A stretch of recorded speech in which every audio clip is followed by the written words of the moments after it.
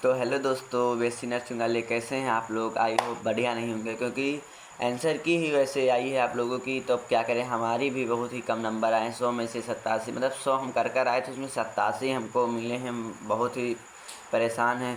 तो आज हम इसी पर आप लोगों से डिस्कस करेंगे। तो क्या डिस्कस करना आज हमें कि रिज़ल्ट कब आएगा, काउंसलिंग कैसे करानी है, और कट ऑफ कितनी जाएगी, यही इसी बात पर हम आप लोगों से आज बात करना चाहते हैं। तो आप लोगों को पता ही होगा, बहुत ही मेहनत करने के बावजूद भी इतने कम नंबर आए। अब पता नहीं आगे हमारा लोगों का सिलेक्शन होगा कि नहीं होगा। आप लोगों से आज हम ये भी डिस्कस करेंगे कि आप लोगों को फर्स्ट अटेम्प्ट है तो सेकेंड अटेम्प्ट लेना है कि नहीं, सेकेंड अटेम्प्ट है तो थर्ड अटेम्प्ट लेना है कि नहीं।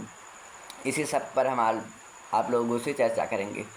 तो चलिए, माई सेल्फ राज यादव। तो आप लोगों से विनम्र निवेदन है कि इस चैनल को सब्सक्राइब लाइक ज़रूर कर लें। तो अगर आपके कितने 90 के ऊपर हैं, 90 नंबर के ऊपर, और आप किस में आते हैं, एससी में, एससी एसटी में, तो आपके गवर्नमेंट कॉलेज पाने के चांस बहुत ज़्यादा हैं। क्या गवर्नमेंट कॉलेज पाने के चांस बहुत ज़्यादा हैं अगर 90 से ऊपर हैं। अगर 90 से कम हैं तो आपको प्राइवेट कॉलेज अच्छा वाला मिल सकता है। एससी एसटी वालों के लिए हम बात कर रहे हैं। और जो ओबीसी हैं, ओबीसी को 100 के ऊपर अगर लाएंगे तो उनको सरकारी कॉलेज मिलेगा, गवर्नमेंट कॉलेज, ठीक है।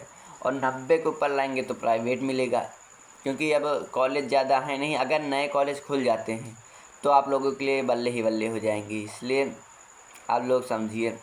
और जनरल ईडब्ल्यूएस वाले, ईडब्ल्यूएस तो ओबीसी कैटेगरी में ही आ जाते हैं, उनकी कट ऑफ एकदम बराबर रहती है। और केवल अब जनरल वाले बच्चे हैं। जनरल वाले को 105 से 110 के बीच में लाना है तो टॉप गवर्नमेंट कॉलेज मिलेगा, ठीक है। टॉप मतलब 110 के ऊपर ही टॉप मिलेगा।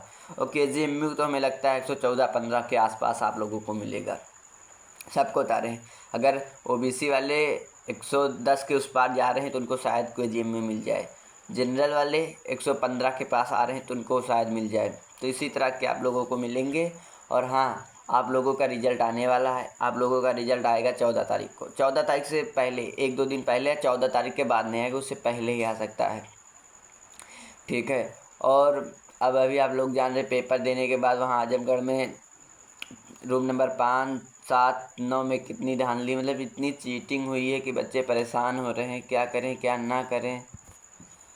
अब तो बीएससी नर्सिंग में भी स्कैम होने लगा है। इसका सबसे बढ़िया ये अपने टाइम पे पेपर करा देता है, अपने टाइम पर रिजल्ट दे देता है, लेकिन ये वाला सिस्टम इसका ख़राब। देखो, चीटिंग नहीं रोक पाए।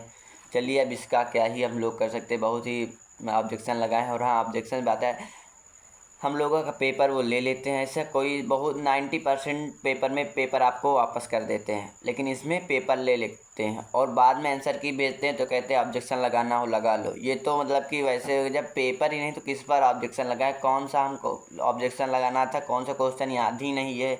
सबसे बड़ी गलती है जो पेपर नहीं देते हैं। पेपर अगर दे दे तो हम लोगों को पता चल जाए हमारा कौन सा क्वेश्चन गलत था, हम ऑब्जेक्शन लगा लें।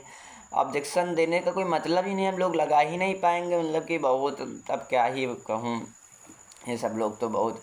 और हम ये भी आप लोगों को बताएंगे कितना अटेम्प्ट आप लोगों को करना है, कितने नंबर से, ठीक है। और रिज़ल्ट आएगा और आपके अगर एक्सपेक्टेड, मतलब आप जैसे एक्सपेक्ट कर रहे थे 100 मेरे सही 100, अगर उसमें 10-15 नंबर कम हो रहे हैं तो आवाज़ उठाया जाएगा। अगर 1-2 नंबर कम ज़्यादा है तो उससे कोई ज़्यादा प्रभाव नहीं है। ऐसे सब लोग, जैसे आपके 80 हैं, 90 हैं, उसमें 1-2 नंबर का गैप आ रहा है तो चलिए ठीक है, कुछ नहीं। अगर ज़्यादा नंबर का गैप आ रहा है, इसलिए मतलब इसमें कुछ धांधली हुई है, तो इसमें कुछ ना कुछ तो करना ही पड़ेगा। तो अब चलते हैं, जिसने फर्स्ट अटेम्प्ट दिया, सेकेंड अटेम्प्ट दिया, थर्ड अटेम्प्ट, उसके लिए बात कर लेते हैं। तो अगर आपने फर्स्ट अटेम्प्ट दिया है और अगर आपको लगता है हम और मेहनत कर सकते हैं, तो अगर आपके 80 नंबर हैं और आपको लगता है हम और मेहनत कर सकते हैं 80 या 80 के नीचे, तो आप दोबारा अटेम्प्ट दीजिए। अगले साल आप पेपर दीजिए। आप अगर मेहनत करेंगे 1 साल तो 100 के उस पार निकल जाए तो बहुत बढ़िया कॉलेज आपको मिल जाएगा। ये फर्स्ट अटेम्प्ट वालों के लिए है, ठीक है। और अच्छे से मेहनत करिएगा, निकल जाएगा। ज़्यादा मतलब कि हार्ड नहीं आता है, ज़्यादा हार्ड पढ़ो, शुरुआत में पढ़ो, लेकिन जब रिवीजन करने लगो तो एक बार हार्ड पढ़ लो, दोबारा फिर अच्छे से जो जिस टाइप के क्वेश्चन आते हैं उसी टाइप के आप पढ़, क्योंकि आप एक बार आप लोगों ने पेपर दे लिया है। तो अब हम बताते हैं जो सेकेंड अटेम्प्ट था इस बार, और वो थर्ड अटेम्प्ट दे या ना दे। अगर आप लोगों का 85 या 90 के बीच में है, 85-90, तो आप थर्ड अटेम्प्ट ना दो, मत दो, कोई फ़ायदा नहीं है। और अगर 80 से नीचे है तो शायद आप भी सोच लो देना हो दो। अगर आपको लगता है हम आगे अपना नंबर बढ़ा सकते हैं तो आप ज़रूर 1 साल रुक जाइए और फिर से दीजिए। अगर आपको लगता है अब इससे ज़्यादा हम नहीं कर पाएंगे तो आप काउंसलिंग करवा लीजिएगा, अपना एडमिशन कहीं करा लीजिएगा। और जिनका थर्ड अटेम्प्ट है भाई, उनका तो बहुत ही बड़ा दुख है। वो क्या ही कर सकते हैं बताओ, 3-3 साल उन्होंने लगा दिया। तो अब जितना नंबर आपका आया, आप काउंसलिंग अगर आपकी हो जा रही तो आप काउंसलिंग थर्ड अटेम्प्ट वाली करा लें, ठीक है। केवल फर्स्ट अटेम्प्ट वालों को एक चांस और मिलता है। अगर उनके कम नंबर हैं तो अपने नंबर बढ़ाने के लिए 1 साल और मेहनत कर सकते हैं, इससे ज़्यादा कुछ नहीं। और अब रिज़ल्ट 14 तारीख से पहले आने वाला है, काउंसलिंग भी होगी, फिर कट ऑफ मैंने बता ही दिया है। इसी तरह की आपको न्यूज़ पाने के लिए इस चैनल को सब्सक्राइब कर लें। आगे मैं आप लोगों के लिए और इम्पोर्टेंट वीडियो लाने वाला हूँ।